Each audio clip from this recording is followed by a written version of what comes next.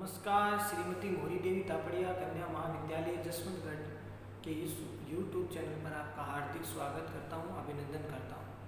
प्यारे विद्यार्थियों, BA द्वितीय वर्ष के हिंदी साहित्य में जो आपका प्रथम प्रश्न पत्र है रीतिकालीन काव्य, जिसके बारे में हमने पिछली कक्षा में जो है आपको इसके शुरुआत के जो मंगलाचरण है वो पद हमने पढ़ा है, सरस्वती वंदना का और श्री राम की वंदना का, ये दो पद हमने पढ़े।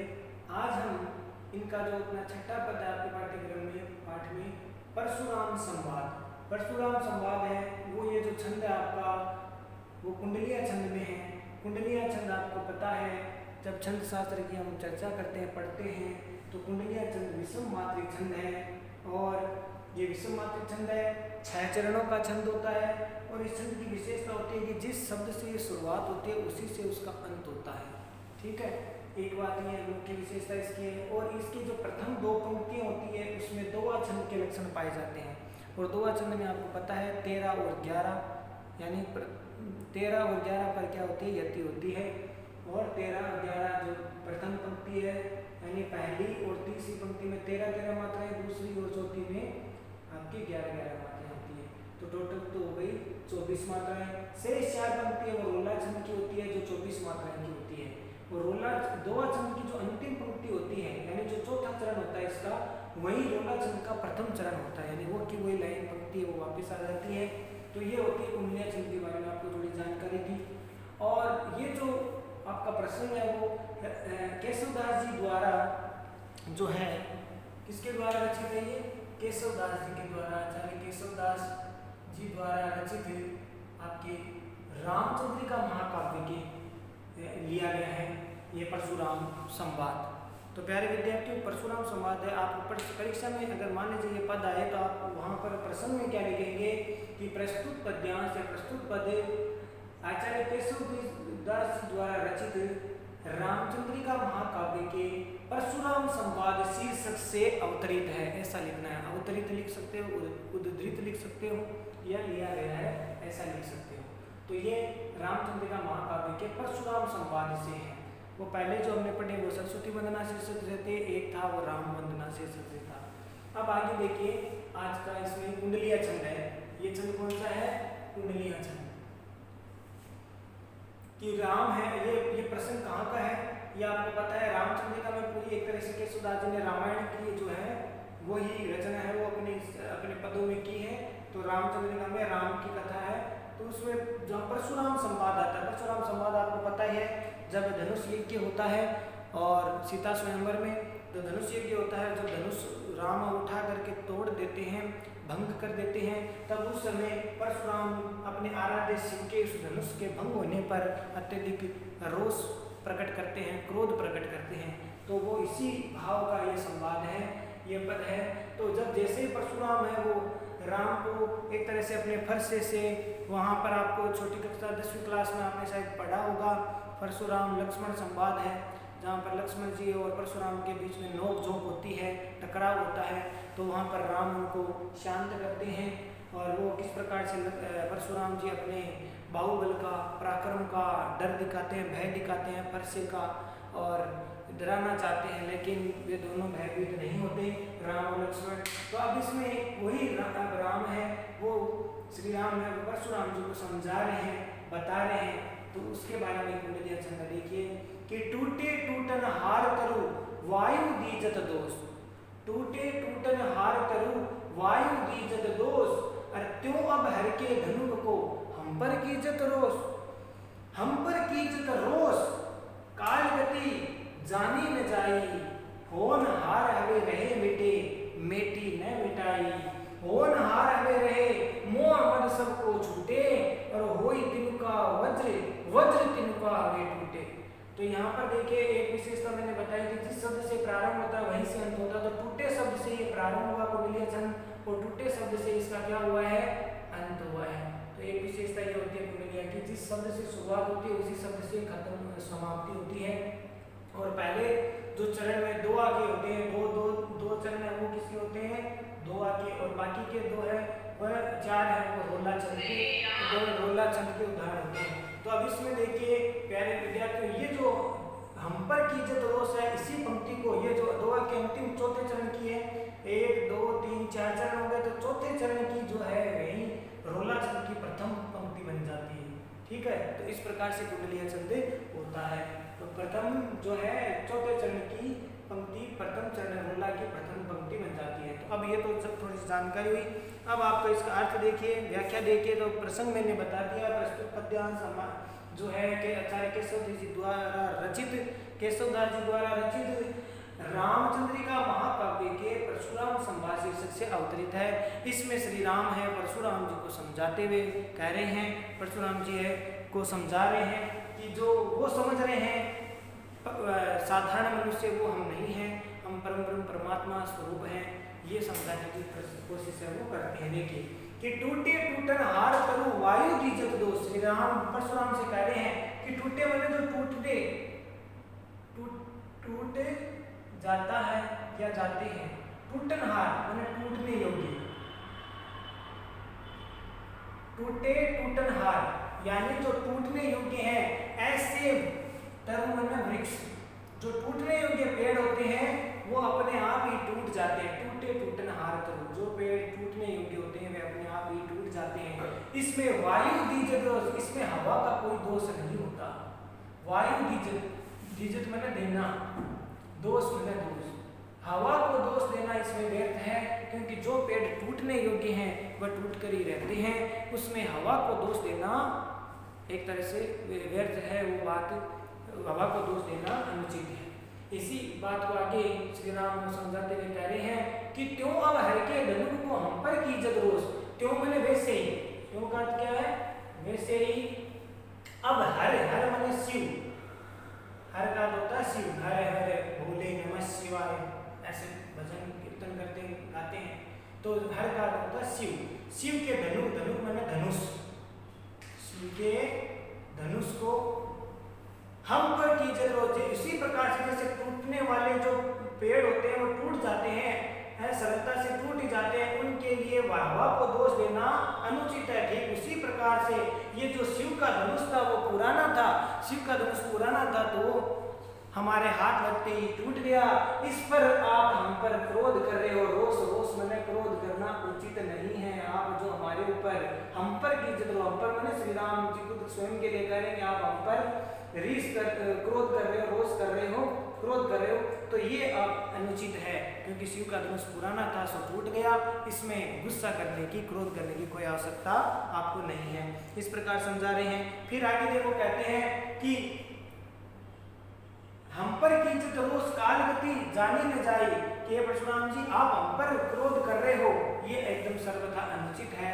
क्योंकि काल गति माने समय की गति, समय की गति है, समय गति काल गति है, वो जानी न जाई माने कोई नहीं जान सकता, कोई नहीं जान सकता। समय की गति को, काल की गति को भला कौन जान सकता है, होनी को कौन जान सकता है, जो होनी होती है वो होकर के ही रहती है। इसीलिए आप व्यर्थ हमारे ऊपर क्रोध कर रहे हो। आगे देखो समझाते हुए कह रहे हैं क्योंकि समय है वो परिवर्तनशील है, एक जैसा समय नहीं रहता, समय की परिवर्तनशीलता से सब घटनाएं घटती है, इसीलिए समय की गति को भला कोई नहीं जान सकता। आगे देखो प्यारे विद्यार्थियों, अगली पंक्ति ये कह रही है कि होनहार हवे मेटी मिटे मेटी न मिटाई, कि जो होनहार है, होनहार माने जो होनी है, भविष्य में होने वाली घटना है, भविष्य है, वो होनी होकर के ही रहती है। मिटे मेटी न मिटाई, उसको मिटाने पर भी वो मिटती नहीं। हम चाहे जो होने वाली घटना है उसको मिटा सके, उसका मार्ग बदल सकते, उसका परिवर्तन कर सके, तो ये हमारे लिए संभव नहीं है, क्योंकि जो होनी होती है वो होकर के ही रहती है। इसीलिए इस बात पर आपको क्रोध नहीं करना चाहिए। होनहार अबे रहे वो मत सबको छूटे। होनहार माने फिर राम जी कह रहे हैं कि हे परशुराम जी, होनी है वो होकर के ही रहती है। होनहार हवे रहे, हवे माने होकर के, हवे का अर्थ क्या है, होकर, होनहार हवे होकर के रहती है। अब उसके लिए मोह मद, मोह माने ममता, प्रेम, ममता और मद, मद माने घमंड, मद माने घमंड, उसके लिए ममता और घमंड करना, अहंकार करना, ये सब व्यर्थ है। उस अहंकार और ममता को हमें त्याग देना चाहिए, क्योंकि जो होनी है वो करके रहते हैं, इसलिए उसके लिए अपने आप पर, या इस प्रकार से आप हे परशुराम जी आप जिस प्रकार से शिव के धनुष के प्रति आप क्या कर रहे हो, मोह कर रहे हो और अपने पराक्रम पर आप घमंड कर रहे हो, अपनी शक्ति पर घमंड कर रहे हो, तो ये चीजें दोनों ही आपके लिए क्या है, व्यर्थ है। इसीलिए जो होनी है वो होकर के रही है, इसलिए आप इस पर क्रोध ना करें। हो ये तिनका वज्र वज्र तिनका हवे टूटे, कि जब होनी होती है, समय परिवर्तनशील होता है, तब एक तिनका भी, एक छोटा तिनका भी क्या हो जाता है, वज्र के समान ताकतवर हो जाता है, वज्र जैसा कठोर हो जाता है। एक तिनका वज्र बन जाता है और वज्र समय के प्रभाव से क्या बन जाता है, तिनका बन जाता है। वज्र तिनका हवे टूटे, मैंने वज्र भी तिनका होकर के क्या कर जाता है, वज्र तो तिनका बन करके टूट जाता है और तिनका है वो वज्र के समान हो जाता है। ये देखो वज्र के समान हो जाता है तिनका, एक तिनका भी वज्र के समान होकर के टूट जाता है और एक तिनका वज्र बन जाता है। तो इस प्रकार से समय के प्रभाव से परिस्थितियां बदले जाती हैं। तो प्यारे बच्चों, प्यारे विद्यार्थियों, आपको बात समझ में आई होगी। ये जो पद है आपको समझ में आया होगा, कुंडलीय छंद है। तो इसके बारे में अगर आप विशेष वाले बिंदु में लिखें तो परशुराम जी को श्री राम में समझाना चाहते हैं कि आप जो हमें साधारण बिंदु से समझ रहे हो वो हम नहीं हैं, हम भी आपकी तरह पर, हम आपसे भी अधिक पराक्रमी और परमात्मा स्वरूप है, ये समझाना चाहते हैं। और साथ ही साथ ये भी समझाना चाहते हैं कि मोह ममता भौतिकता में नहीं पड़ना चाहिए। मोह और मद में रह करके जो होनी है उसको होने देना चाहिए, उसके होनी को कोई रोक नहीं सकता, क्योंकि होनी असंभव है, जो होना होता है वो उसको रोकना असंभव है। इसीलिए इसमें ये बात बताने की कोशिश की गई है। अगर दूसरा बिंदु की बात करें तो भाषा कौन सी है, ब्रज भाषा है, भाषा लिखोगे ब्रज भाषा। छंद अलंकार की बात करें तो छंद है, कुंडलीय छंद का प्रयोग इसमें किया गया है। अलंकारों की बात करें तो इसमें आप अनुप्रास है और आपके अनुप्रास अलंकार है या यमक अलंकार है, इनका प्रयोग इसमें हुआ है। मीठी मीठी ने मिटाई, तो यहाँ पर इस प्रकार से यमक अलंकार का भी प्रयोग किया गया। तो ये पद आपको समझ में आया होगा। आगे वाला पद देखिए, वो है आपके बहुत महत्वपूर्ण है परीक्षा की दृष्टि से भी। पंचवटी वर्णन काफी बार आता है परीक्षा में। पंचवटी वर्णन, पंचवटी वर्णन, पंचवटी यानी 5 वटों का, 5 वृक्षों का समाहार, उसको पंचवटी कहते हैं। जहाँ लक्ष्मण और राम ने कुटिया बना करके, पर्ण कुटी बना करके रहते थे, वो थी क्या थी, पंचवटी। 5 वृक्षों का समूह था, इसलिए उसको यहाँ पर क्या कहा गया, पंचवटी।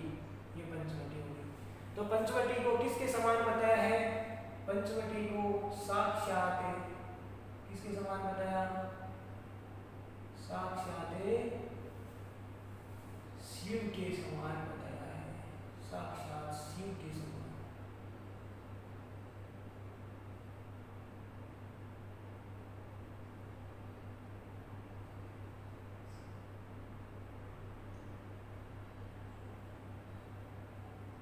साक्षात शिव के समान बताने की कोशिश इसमें की गई। बताइए पंचवटी जैसे शिव के दर्शन करने से सभी पाप कष्ट क्षण भर में दूर हो जाते हैं, उसी प्रकार से पंचवटी में आने से सभी प्रकार के पाप कष्ट है वो क्षीण हो जाते हैं।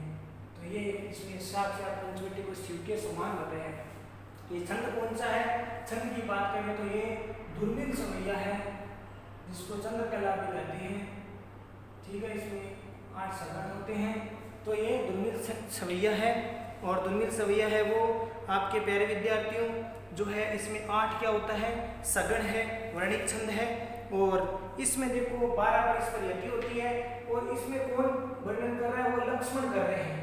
लक्ष्मण पंचवटी की महिमा बता रहे हैं। देखिए, सब जाति फटी दुख की दुपटी, कपटी न रहे जहाँ एक घटी, निगटी रुचि नीचे घटी हूँ घटी, जग जीव यतीन की छूटी तटी, अग ओग की बेरी कटी विकटी, निकटी प्रगटी गुरु ज्ञान घटी, चमोर में नाचती मुक्ति नटी, गुण दूर जटी वन पंचवटी, चमोर में नाचती मुक्ति नटी, गुण दूर जटी वन पंचवटी। तो प्यारे विद्यार्थी, ये तो हो गई इसकी राग आप गा सकते हैं। तो ये सविया है। दुर्मिल सविया में देखिए जो है लक्ष्मण है वो पंचवटी की महिमा का वर्णन करते हुए कह रहे हैं कि पंचवटी साक्षात शिव का ही स्वरूप है। जिस प्रकार शिव के दर्शन करने से मनुष्य के सारे पाप नष्ट हो जाते हैं, उसकी आत्मा शुद्ध हो जाती है और उसको मुक्ति मिल जाती है, ठीक उसी प्रकार से पंचवटी में आने से ऐसा ही परिवेश ऐसा है कि वहां आने से मनुष्य की सारे दुख वो दूर हो जाते हैं। तो इस पद में देखिए सब जाति पटी, सब मने सारे, जाति मने जाते हैं, फटी मैंने फट जाती है, दुख की दुपटी, दुपटी मैंने दुख रूपी चादर, दुख रूपी चादर है वो पंचवटी में आने से हट जाती है, अर्थात मनुष्य को कोई प्रकार का दुख वहां पर रहता ही नहीं। जिस प्रकार से शिव के दर्शन से मनुष्य के सारे दुख सारे पापों का क्षय हो जाता है, नष्ट हो जाता है, ठीक उसी प्रकार से पंचवटी में जाने से मनुष्य के सारे दुख रूपी चादर वो फट जाती है, सारे दुख है वो दूर हो जाते हैं। आगे देखिए मेरे विद्यार्थियों, कपटी में रहे जाने एक घटी। जिस प्रकार से शिव के समक्ष जाने से मनुष्य का कोई कपट है वो नहीं टिकता, उसी प्रकार से पंचवटी में कोई भी कपटी जो धूर्त है, चालाक है, वो व्यक्ति वहां पर कपटी न मन नहीं रहे मन रह सकता है। जहां मैंने जहां जहां कहां मैंने पंचवटी में एक घड़ी भी नहीं रह सकता, ठीक है, एक घड़ी भी कपटी नहीं रह सकता। निकटी, निकटी मैंने निश्चित रूप से कम हो जाती है, निश्चित रूप से कम हो जाती है। क्या कम हो जाती है? रुचि, इच्छा, रुचि मैंने इच्छा, कामना, किसकी कामना? मृत्यु, मृत्यु मैंने मृत्यु की, मनुष्य के मरने की कामना भी वहां जाकर के नष्ट हो जाते हैं। जैसे शिव के दर्शन करने से मनुष्य की मृत्यु की कामना नहीं रहती, वो अमर हो जाता है, मृत्यु की कामना ही नहीं रहती वहां। तो ये वहां पर पंचवटी में मनुष्य के मरने की इच्छा भी खत्म हो जाती है। घटी हूं घटी, यहाँ पर देखिए घटी हूं घटी मैंने हर घड़ी, हर पल, हर पल, हर घड़ी मनुष्य को मृत्यु की कामना खत्म हो जाती है, समाप्त हो जाती है। जग जीव जतिन की छूटी तटी, और जो सांसारिक जीव है उनकी तो क्या हो जाती है? सांसारिक, जग जीव, जग माने सांसारिक, जो सांसारिक जो मनुष्य है, जीव माने मनुष्य, तो सांसारिक मनुष्य की जो मरने की इच्छा है वो समाप्त हो जाती है। और यतिन की छूटी तटी, यतिन माने योगियों की, योगियों की छूटी माने छूट जाती है, तटी माने समाधि। जैसे ब्रह्म स्वरूप कोई हो तो वहां ब्रह्म स्वरूप में कोई परमात्मा के दर्शन अगर कोई कर लेता है तो वहां मनुष्य की समाधि अवस्था की उसको इच्छा ही नहीं रहती। ठीक इसी प्रकार से प्यारे विद्यार्थियों, पंचवटी में योगियों की समाधि भी छूट जाती है, वहां समाधि की आवश्यकता ही नहीं। वैसे भी वहां जाने से समाधि की जो आवश्यकता नहीं, मनो है वो एक जगह स्थिर हो जाता है। ठीक है। अग ओग की बेरी कटी विकटी, अग ओग, अग मैंने पापों का क्या है? ओग मैंने समूह है, पुंज, ठीक है, पापों का समूह कह सकते हो, पापों का एक तरह से पुंज कह सकते हो। तो अग ओग पापों का समूह है जो है वो उसकी बेड़ी, बेड़ी मैंने बेड़ी संकल, वो कटी मैंने कट जाती है, विकटी मैंने भयंकर, भयंकर से भयंकर पापों की बेड़ी भी पंचवटी में जाने से लक्ष्मण जी कहते हैं भयंकर से भयंकर पापों की बेड़ी क्या हो जाती है? कट जाती है। कहां? पंचवटी में जाने से। और निकटी प्रकटी गुरु ज्ञान गति, निकटी मतलब पास जाने से, किसके पास जाने से? पंचवटी के पास जाने से। प्रकटी मतलब प्रकट हो जाते हैं, क्या हो जाते हैं? गुरु ज्ञान गति, गति मैंने गठरी, किसकी गठरी? भारी बड़े ज्ञान की, यानी मनुष्य ज्ञानी महाज्ञानी हो जाता है, महाज्ञानी। पंचवटी में जाने से मनुष्य को ज्ञान की प्राप्ति हो जाती है। तो इस पंक्ति को आप ठीक से समझ में आया होगा कि पापों का समूह, यानी पंचवटी में जाने से मनुष्य के पाप है, पापों का समूह की जो बेड़ी है वो भयंकर से भयंकर चाहे कितने भी पाप हो वो वहां जाने से नष्ट हो जाते हैं, कट जाते हैं वो बेड़ियां। और उनके पास जाने से, यानी पंचवटी के पास जाने से मनुष्य को भारी गुरु ज्ञान गति, अर्थात महाज्ञानी वो हो जाता है, बड़ा भारी उनको ज्ञान की गठरी प्राप्त हो जाती है, वह ज्ञानवान बन जाता है। चौ ओरनी, चौ मैंने चारों, ओरन मैंने और, नाचती मैंने नाचती है, मुक्ति नटी मैंने मोक्ष, मोक्ष है वो नर्तकी के रूप में, मोक्ष है वो नर्तकी के रूप में वहां पर नाचता रहता है, नटी के रूप में नाचता रहता है। कौन? मोक्ष, मुक्ति, मुक्ति तो वहां पंचवटी में नर्तकी की तरह नाचती रहती है। तो समझ में आया, चारों ओर मोक्ष नाचता रहता है, यानी मोक्ष की इच्छा ही नहीं रहती। गुण दुर्जटी वन पंचवटी, दुर्जटी का क्या होता है? धूल जैसी जटाओं वाला, धूल जैसी जटाओं से युक्त, जटाओं से युक्त। अब कौन है धूल जैसी जटाओं के? तो वह है शिव, ठीक है, शिव जी। तो शिव जी के गुण दुर्जटी वन पंचवटी, यानी शिव जी के गुणों के समान ही क्या है? वन पंचवटी, पंचवटी का वन क्षेत्र है, पंचवटी का वन क्षेत्र साक्षात शिव के गुण के समान है, शिव के गुणों के समान है। तो प्यारे विद्यार्थियों, आशा करता हूँ ये भाव आपको समझ में आएगा। पद कि चारों ओर वहां पर मुक्ति है, मोक्ष है, वो नर्तकी के समान नाचता रहता है। और ऐसे में पंचवटी साक्षात शिव जी के ही गुणों से युक्त है, इसलिए पंचवटी में साक्षात शिव जी का ही गुण है, वो विद्यमान है। इस प्रकार से लक्ष्मण है पंचवटी का बहुत महत्वपूर्ण वर्णन वो करते हैं अपने श्रीमुख से पंचवटी का, क्योंकि यहाँ पर श्री राम और सीता जहाँ निवास करते हैं तो वो तीर्थ अपने आप स्थान है, वो तीर्थ जैसा हो गया है। तो इसलिए यहाँ पर लक्ष्मण ने बड़ी प्रशंसा की है पंचवटी की। तो आशा है ये सभी आपको समझ में आ गया होगा इसका पद। और इसमें आप वर्णन में आप क्या लिखोगे? लक्ष्मण ने पंचवटी की महिमा का वर्णन किया है और पंचवटी को साक्षात शिव के समान माना है। और विशेष में और क्या लिखोगे? भाषा ब्रज भाषा है। और छंद का बात करें तो दुर्मिल सवैया छंद का प्रयोग किया गया है। तो और अलंकारों की बात करें तो इसमें यमक है, अनुप्रास है, रूपक है, अलंकारों की प्राप्ति हो रही है। तो इस प्रकार से ये अब जो है आपके दो पद है वो बहुत महत्वपूर्ण पद है। ये सारे के सारे जो अब मैं करवा रहा हूँ ये सब के सब महत्वपूर्ण है परीक्षा की दृष्टि से, तो इनको ठीक से पुनः आप पढ़ेंगे। तब तक के लिए बहुत बहुत आपको धन्यवाद। और इस वीडियो को ज़्यादा से ज़्यादा लाइक, शेयर और सब्सक्राइब करते रहो। जय हिंद, जय भारत।